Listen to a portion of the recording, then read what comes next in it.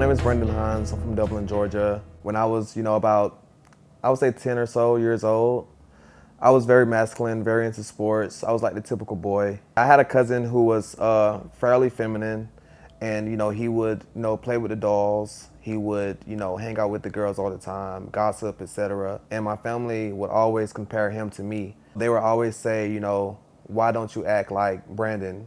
He likes sports. He's into shoes. He hangs out with the boys. He's tough, never cries, etc. And I just kind of knew mentally we were pretty much the same person, essentially. So that is kind of what pushed me more into the closet and kind of made me think that for one, I wasn't actually gay, and for two, being gay wasn't normal. The way that society and that also my friends and family had shaped being gay did not equal being masculine. So I never put those two together, and I always felt like I had to put myself in a box, meaning that you could either be masculine and straight or feminine and gay. It started making me feel like I was cursed because I never knew, or I never had saw, and I never heard of someone being gay and being happy. I didn't think that existed. And especially me being masculine, it was kind of like none of the variables were just adding up, essentially. So it made me kind of start losing hope. Most of my friends would resort to, oh, what we're gonna do after school today, where we're gonna go to skate, etc. And I was thinking, when am I gonna be happy, basically? I grew up in a trailer, and for those of people who aren't aware, trailers are very susceptible to damage whenever it's a storm.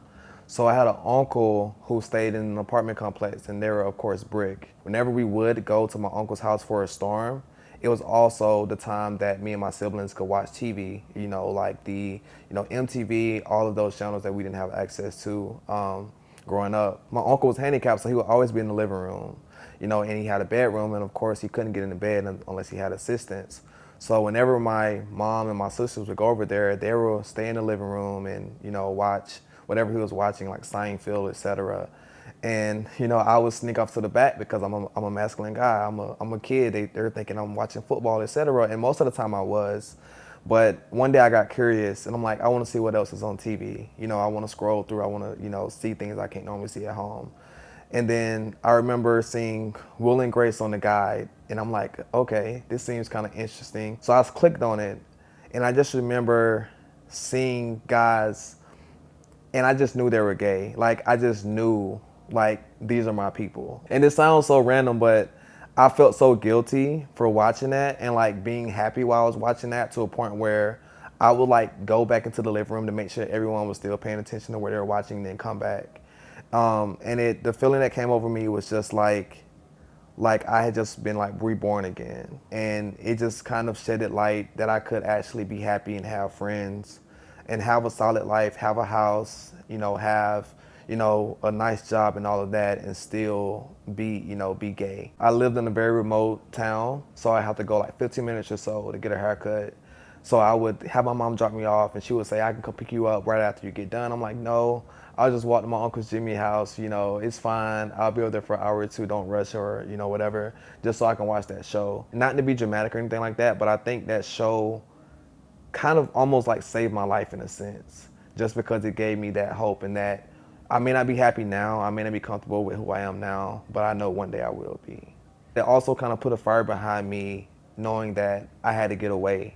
So it kind of like, I knew I was gonna be happy, but I knew I probably wasn't gonna be happy living there. Whenever I went to college, I knew that I couldn't make it back home. I knew I couldn't go back home. That was never an option, because I knew the things I would hear back home, that wasn't what happiness looked like. So it helped me like keep my head focused in school, helped me be very diligent with my work.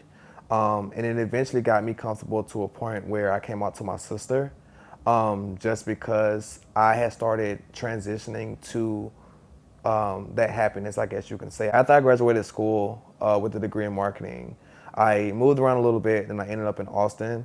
And my goal here, and I was like dead set on it, was joining a gay flag football league. It was like really one of the reasons why I picked this city was because they had that.